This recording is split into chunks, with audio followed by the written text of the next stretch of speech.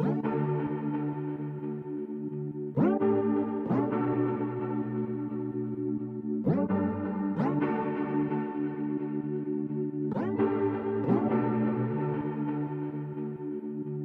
ce mandat de 5 ans, si je devais choisir un élément majeur de mon engagement, c'est celui d'avoir fait évoluer la prise de conscience des agriculteurs européens sur la réconciliation de leur beau métier avec les citoyens européens.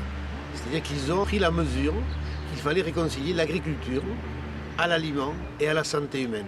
Et ça, c'est une grande fierté puisque les choses sont en cours, ce n'est pas abouti, mais il y a vraiment une prise de conscience donc, sur la nécessité de faire ce lien-là. Je peux dire que je suis assez fier finalement d'avoir été nominé dans le prix Monsanto dans la catégorie personnes à surveiller de près.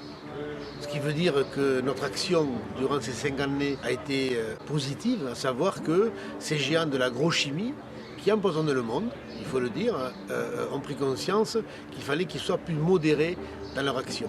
Voilà. Et qu'aujourd'hui, le procès qui est en cours et qui est révélateur d'une société que nous avons générée est un procès important pour l'avenir de la santé des 500 millions de citoyens à l'échelle du continent européen.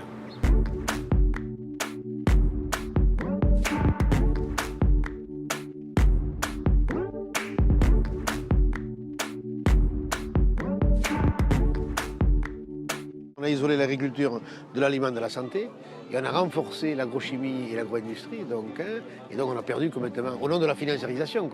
L'enjeu, ce n'est que le fric. Il faut voir aujourd'hui concentrer le monde du vivant. On a rendu les agriculteurs malheureux, on a rendu les consommateurs malades. Mais le problème, c'est que ça continue.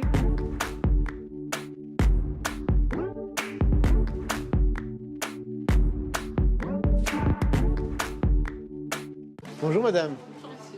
Je vous salue.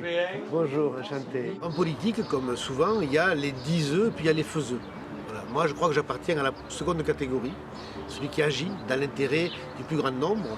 Et dans un des combats essentiels qui est devant nous, c'est le combat sur l'enjeu climatique.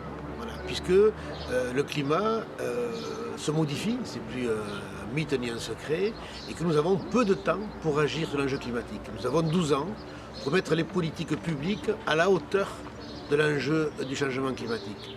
Et s'il en va de l'avenir de nos enfants, de nos petits-enfants, et que ces questions-là de durabilité et sur le climat, plus sur la qualité alimentaire, vont être mes combats du mandat qui arrive.